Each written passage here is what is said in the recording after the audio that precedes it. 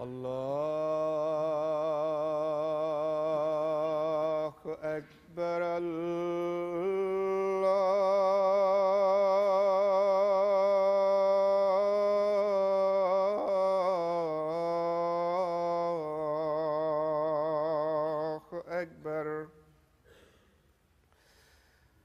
الله أكبر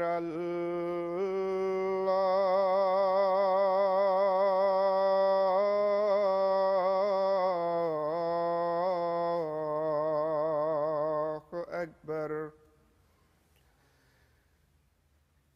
أشهد أن لا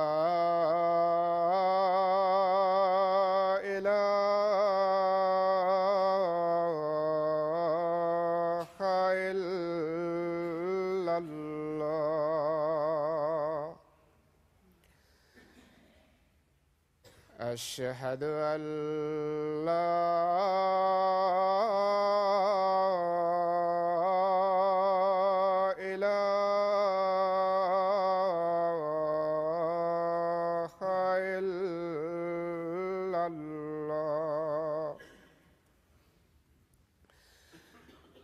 أشهد أن محمدًا رسول الله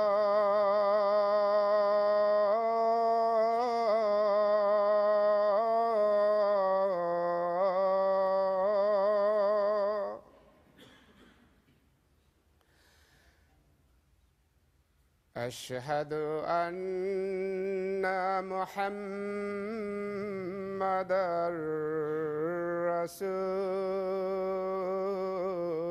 رسول الله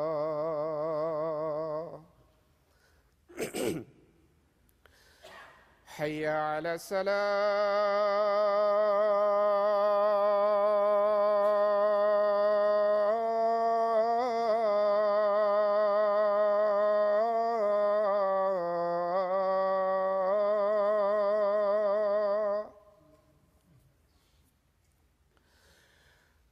حي على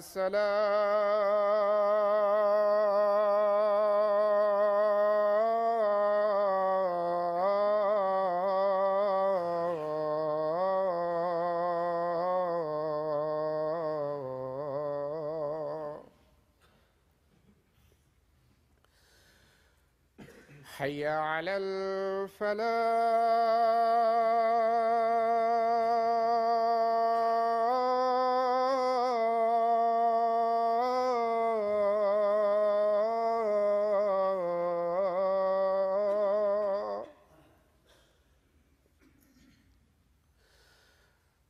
حي على الفلاح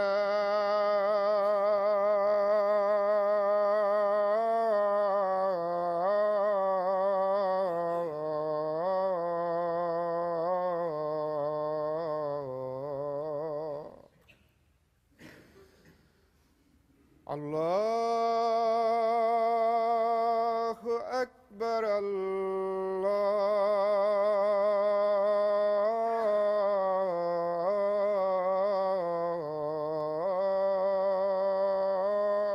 الله أكبر لا إله إلا الله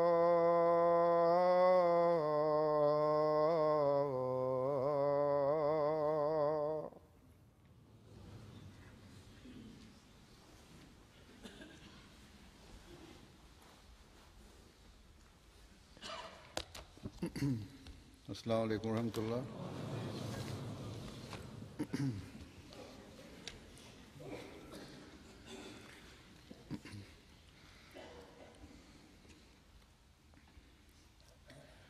أشهد أن لا إله إلا الله وحده لا شريك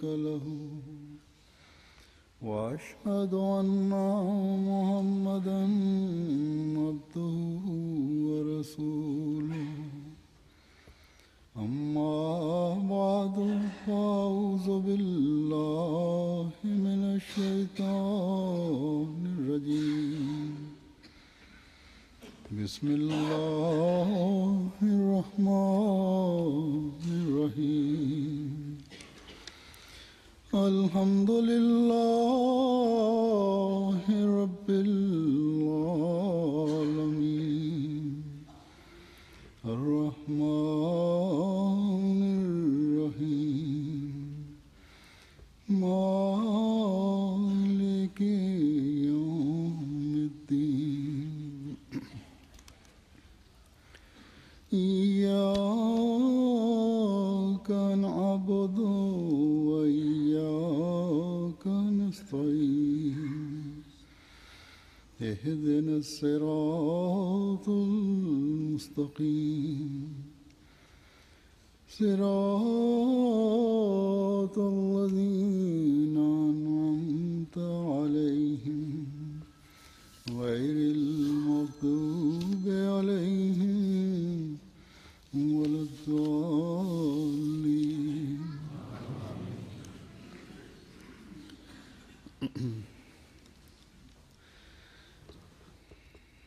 مہمان نوازی کی اہمیت اللہ تعالیٰ کے نزدیک اتنی زیادہ ہے کہ اللہ تعالیٰ نے فرمایا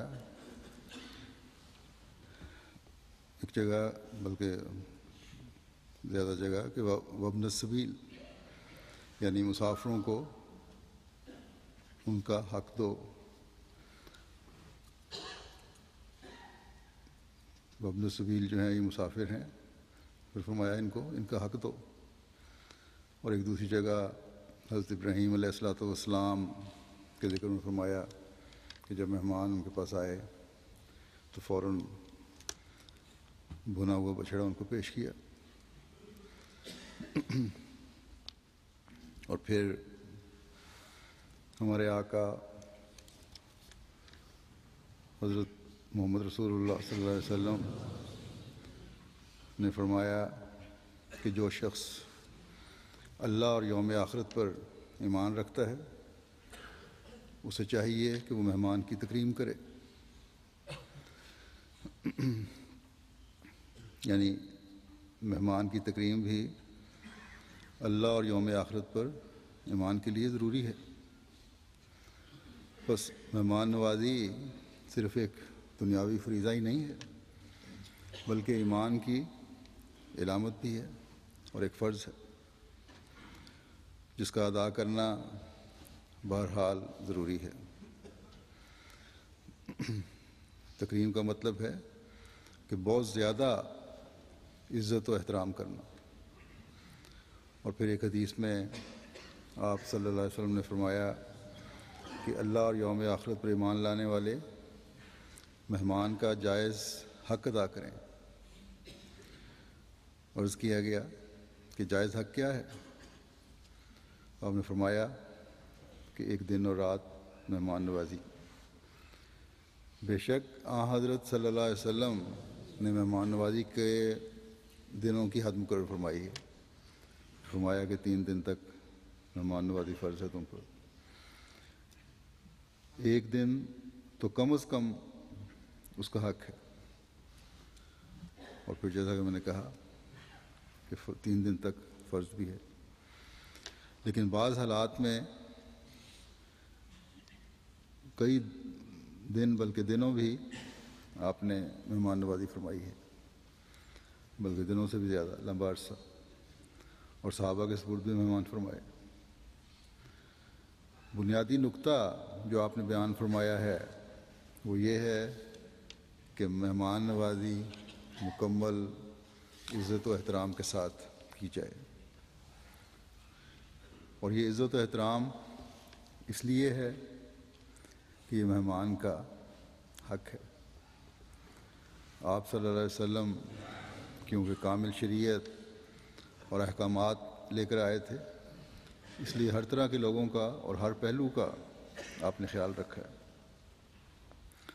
بعض حدود جو مقرر فرمائی ہیں وہ مہمانوں کو بھی ان کے فرض یاد دلانے کے لیے ہیں، جن کا ان حدیثوں میں ذکر ہے۔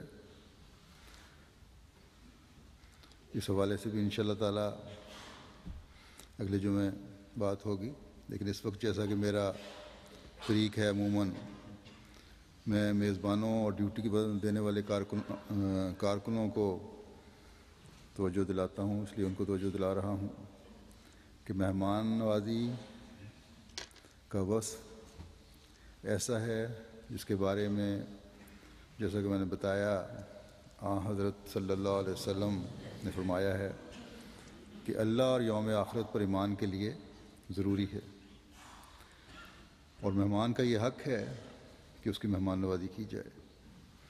اور پھر اللہ تعالیٰ کا یہ فرمانا کہ مسافروں کو ان کا حق دو، ہم پر یہ فرض عائد کرتا ہے کہ مہمان نوازی کے وصف کو بہت زیادہ اپنائیں، صرف یہاں جلسے کے دنوں میں نہیں